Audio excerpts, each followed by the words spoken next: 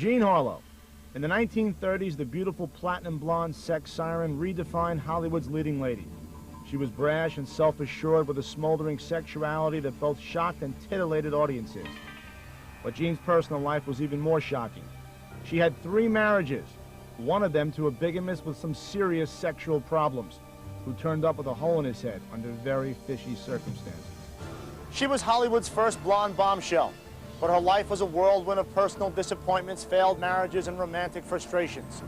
Jean Harlow played a major role in the lives of Hollywood legends like Clark Gable, William Powell, and Howard Hughes. But she was also a divorcee before she was old enough to vote, and later became the widow of a naked man with a bullet hole in his head. Was this a suicide? Was this a murder? What was this? To this day, it's one of the big Hollywood mysteries. And unlike the bold, self-assured heroines Jean Harlow played on screen, in life she was cast in an epic tragedy. Harlow became embroiled in one of Tinseltown's most sordid scandals. And as if that weren't enough, throughout her roller coaster life, nobody, including Jean Harlow, knew that Hollywood's favorite new actress was slowly dying. It was probably a lot of the pain she was going through. I don't know if she knew the end was coming or not. That's the irony, is that she was doomed long before she got to Hollywood. On this episode of Mysteries and Scandals, we'll relive the short, sad life of Jean Harlow and reveal the scandal that rocked Hollywood. Her story will be told through classic film clips. When a woman can love a man right down to a fingernail, she can hate him the same way. Rare news footage and shocking photographs. We'll also witness gripping reenactments of the night that Jean Harlow's private life became a public spectacle. I'm A.J. Benza. Join me as we explore the glamorous life and tragic death of the silver screen's first blonde sex goddess and investigate the scandal that began the saddest chapter in Jean Harlow's life.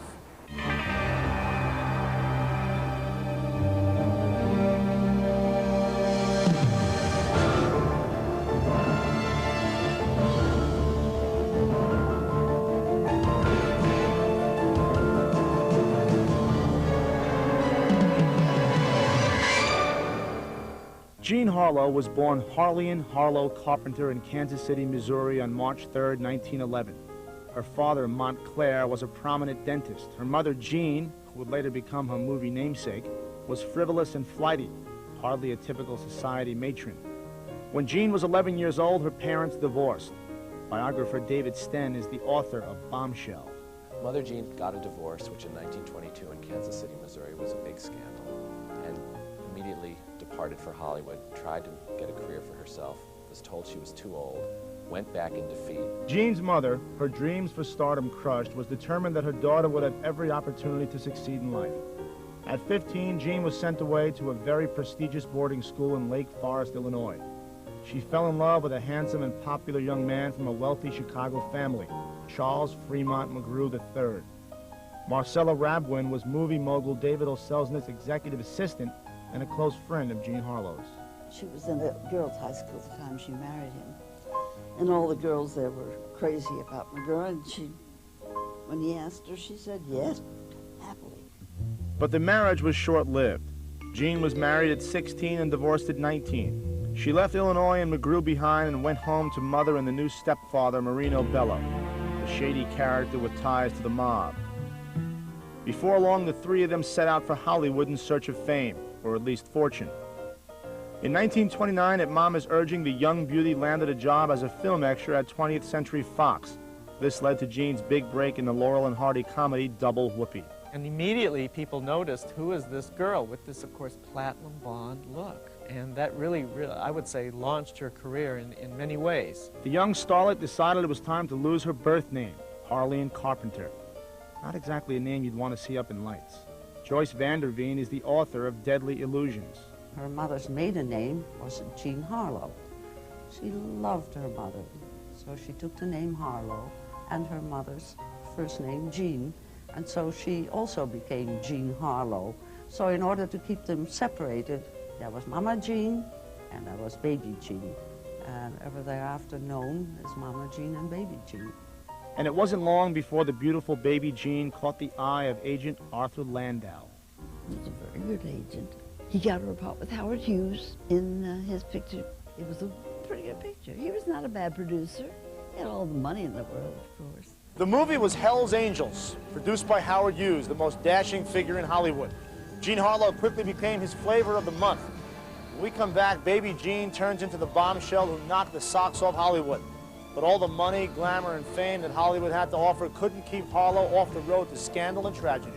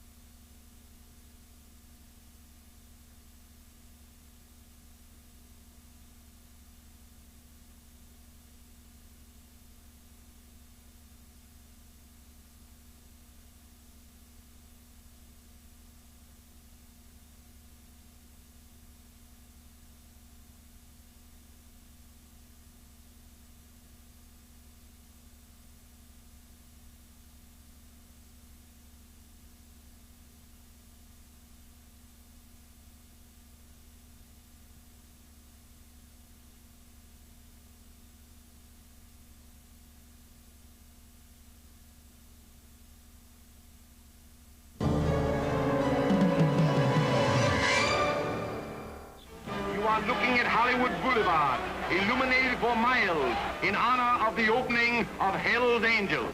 It was the height of the Great Depression, May 27, 1930. But you wouldn't have known it here at Mann's Chinese Theater, where 50,000 people lined the streets for the premiere of Hell's Angels. It starred a beautiful young blonde named Jean Harlow. The producer was dashing millionaire playboy Howard Hughes, who was just 23 at the time.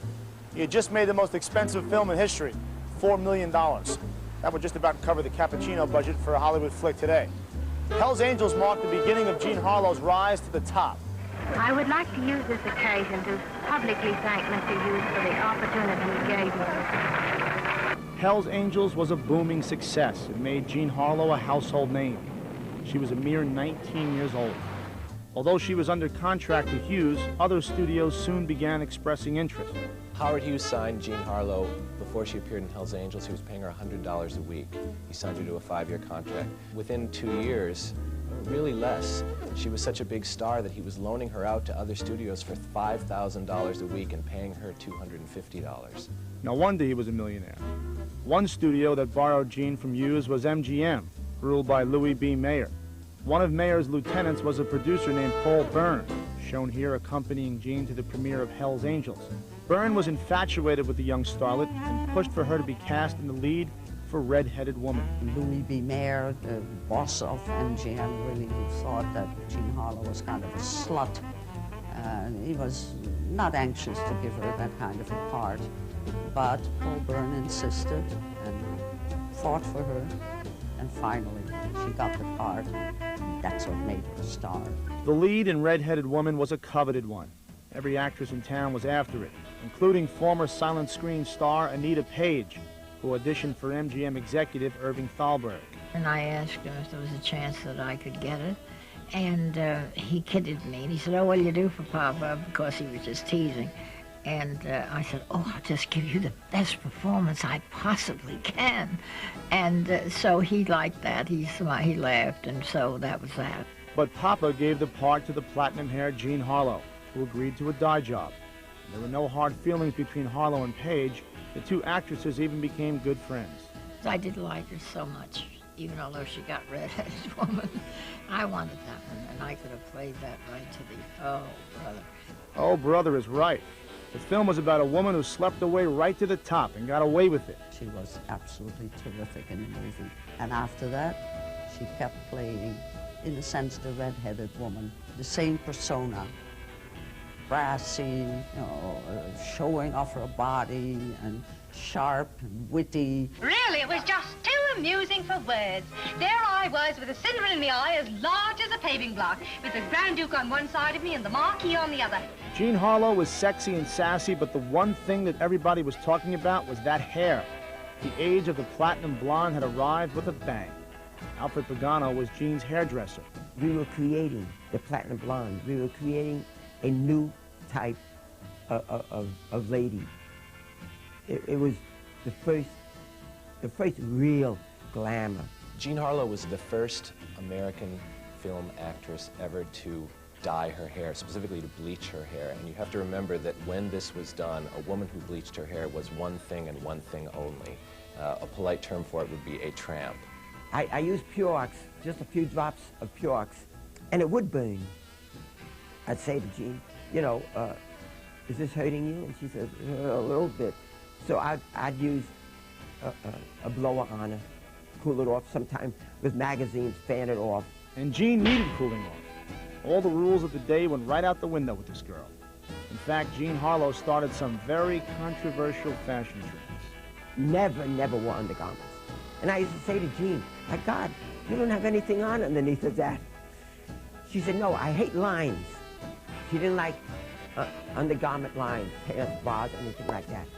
And she was young enough where she didn't have to have anything hold it up. I mean, you know, God was holding it up for her. Well, whoever was holding her up had his work cut out for him. All right, so maybe Jean Harlow didn't like panty lines, but the studios loved the lines outside the theater. Harlow's sex appeal was about to explode all over America, and it was just what the doctor ordered to help the country out of the Depression. But the clock was ticking, and Jean Harlow's life was headed for disaster and death. When we come back, we'll examine the events which led to the scandalous and tragic downfall of America's first sex queen.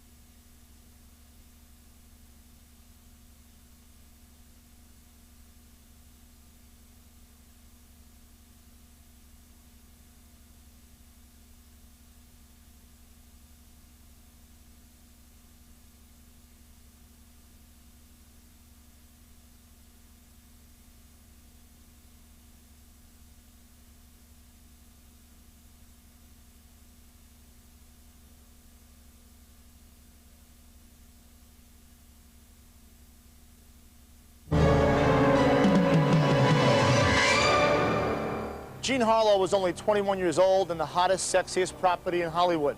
It was the early 1930s and the Depression was taking its toll on America. But Harlow was lifting everybody's spirits. Women all over America were running out to dye their hair to match the platinum blonde bombshells. And their husbands weren't exactly objecting. I'm A.J. Benza, and this is Mysteries and Scandals. Jean Harlow's life was glamorous, but was about to get very messy and very ugly. Things took a turn for the worse when she got involved with Paul Byrne, an MGM executive twice her age. But if you don't want to marry me, just say so. Glad you're getting yourself all upset, darling, over here. A little drinky, maybe. No, not today I don't. Today I get married. In the summer of 1932, Jean Harlow did get married to Paul Byrne, who was instrumental in casting her in Red-Headed Woman. This was an unusual pairing from the beginning. They never slept together. He was impotent. He did not tell her. And when I talked to her about him, she said the thing that thrilled her about Paul Byrne is that he was so brilliant. She says, I don't care about his body. It's his mind that I'm in love with. He gives me books to read, and I read them, and then we discuss them. But you can't read a book after the lights go out, and that's where Paul Byrne just didn't measure up. Paul Byrne was known as the palace eunuch of MGM, the most beautiful, desirable 21-year-old sex symbol, marrying a 42-year-old, middle-aged, balding, perennial bachelor, had disaster written all over it. And, of course, it only took 2 months before that disaster occurred. Jean Harlow and her husband Paul Byrne were expected here at Jean's mother's house for dinner. It was September 4th, 1932. But the newlyweds had a spat that night. I guess it's not surprising there was a little tension between them, a lot of reading books and not a whole lot of anything else. So Jean came to visit Mama, alone. And while she was gone, the unimaginable happened. Now, what actually happened, what they said to each other, we will never know. The night of September 4th, 1932, Paul Byrne put a .38 to his head and pulled the trigger, standing nude in front of his dressing room mirror. But maybe there's more to the story. It seems Paul Byrne had another skeleton in his closet.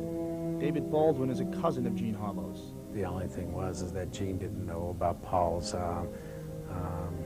common law marriage with the lady in New York who had a psychiatric history, Dorothy Millette.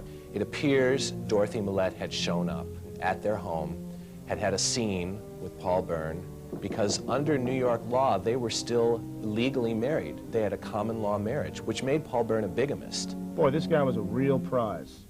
So was it the crazy woman from Byrne's past who pushed him over the edge? Or did she pull the trigger? We had to come to the conclusion that Paul Byrne was murdered. He was murdered by Dorothy Millette. All the evidence points to it. There were eyewitnesses who saw her flee the scene of the murder. There was a car waiting for her. But that's a theory that has never been proven, because no one was ever able to interrogate Dorothy Millette. They found out she had taken a steamboat to Sacramento, but she never arrived. And a week after Paul Byrne's death, her body was found in the Sacramento River. So Dorothy wasn't talking, and Paul Byrne didn't have a lot to say either. But whatever happened to Byrne, this was not a good situation for anybody. So now it was time for the Hollywood power brokers to move into action. Damage control began almost immediately. The butler found the body, called Irving Thalberg, did not call the police. And Mayer and David Selznick, my boss, showed up over there and found the note that Paul Byrne had left. The note went like this: Dearest dear, unfortunately this is the only way to make good the frightful wrong I have done you, and to wipe out my abject humiliation. I love you, Paul. And there was a postscript. You understand that last night was only a comedy. You couldn't really quite figure it out. Nobody understood the note. If they destroyed that note, it might look like Jean Harlow had killed her husband. So they did leave the note. They were really trying to just figure out how to save the studio's reputation. Within the next few days, everything blew open because you had Louis B. Mayer's doctor announcing that Paul Byrne was impotent because they were trying to give a motive to his suicide. The consensus among the players at the time remains that Paul Byrne killed himself. The question is why? Was it the fact that he was married to the biggest sex pot in America and couldn't rise to the occasion? Or was he murdered by his first wife? When we come back, we'll relive the final years of Jean Harlow's sad and scandalous life. It's hard to believe things could get any worse, but they did.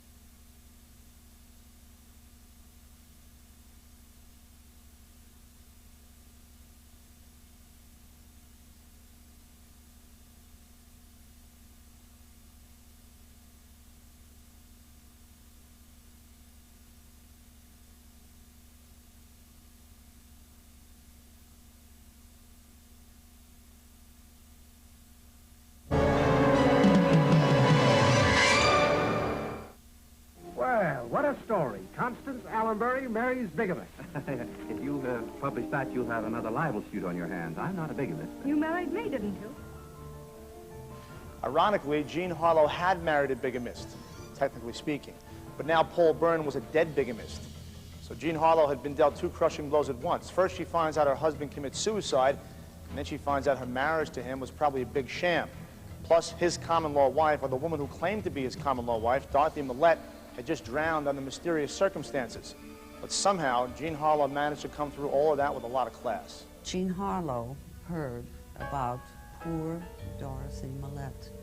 Jean Harlow called the coroner in Sacramento and said, give her the finest place in the cemetery, and I will pay for the stone. Make it pretty and add the name Byrne. And Dorothy Millette is buried under the name Dorothy Millette Byrne. But Jean was a trooper. 3 days after Paul Byrne's suicide, she went back to work on Red Dust with Clark Gable. It was her 10th movie. Jean Harlow, a widow at age 21, recovered beautifully from the scandal of her husband's suicide. Her career was going gangbusters. And in a few short months, Jean was in love again. This time with her favorite cameraman, Hal Rawson. Rawson was almost a duplicate in appearance to Paul Byrne. He had the little mustache and the dark hair, and he was a very good photographer. Listen, she was grieving. She needed someone to pick her up, and this guy did. But not for long. The Harlow-Rawson marriage ended after just 7 months. So now Harlow had been through 3 husbands. But in 1935, things started looking up again romantically when she met actor William Powell. She later starred in Libeled Lady, a film with Spencer Tracy and William Powell, which was nominated for an Academy Award for Best Picture in 1936. Would I ask you to do this thing for me if I didn't consider you practically as my wife? Well, would you ask your wife to hook up with that ape? The ape objects. When William Powell came along, this was her greatest joy. And they had a very, very happy time together. And I know that they were planning marriage because she told me so. But Jean's happiness was to be short-lived. In 1937, while filming Saratoga with Clark Gable, 26-year-old Jean took ill. It had been apparent to many of her co-workers that Jean was not in good health. What nobody realized was that Jean Harlow was slowly dying. By May of 1937, she had been sick, basically, for the last 18 months. And she was dying of kidney failure all through the making of Saratoga. And when you watch the movie, it's almost hard to believe that no one would go to her and say, you don't look well. Have you been to a doctor? As a Christian Scientist, Jean's mother didn't believe in doctors. However, there is still a difference of opinion as to whether or not her mother would allow Jean to seek medical care. She had a very bad infection, and her mother did not take her to the doctor. When she finally did, it was too late. Her mother was a Christian Scientist, but never held medical care from Jean. I have all of Jean's Good Samaritan medical records. The one person who finally convinced Jean to go to the hospital was not her mother, but the new love of her life, William Powell. The fact that he came to see her one day when she was so sick, and he said to her, Jean, how many fingers do you see? And she said, I don't see any fingers.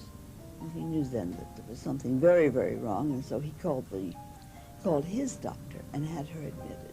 It wasn't as if anyone could have saved Jean Harlow in those days. There was no kidney transplants, there was no dialysis, so she was doomed. Jean Harlow died on June 7, 1937. She was just 26 years old. Hollywood was in shock. And I woke up in the morning, and the first thing I did was I went to look and get the newspaper. And right on the big thing, it said that she had died.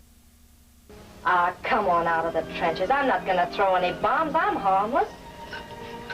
Yes, of course. You're as harmless as a revolution. Well, don't forget your cigarettes. I won't. I know an exit line when I hear it. Jean Harlow's funeral was the most spectacular in Hollywood history. William Powell was so distraught he practically had to be carried through the ceremony. The grief-stricken Powell bought 3 crypts at Forest Lawn. One for Jean, one for Mama Jean, and one for himself. He was not buried in the crypt at Forest Lawn with Jean Harlow, which he paid for. That 3rd crypt remains empty, and only Jean Harlow and her mother are buried there. And the sign over the crypt says, "Our baby," because everybody who knew Jean Harlow called her the baby. And at 26, she was a baby. So here they are, Mother Jean and Baby Jean, together for eternity. Jean Harlow was Tinseltown's first platinum blonde bombshell. She changed the face of Hollywood, not to mention the hair color, forever. But what a shame that she was never able to fully appreciate the remarkable impact she had on a state of mind called Hollywood. I'm A.J. Benza.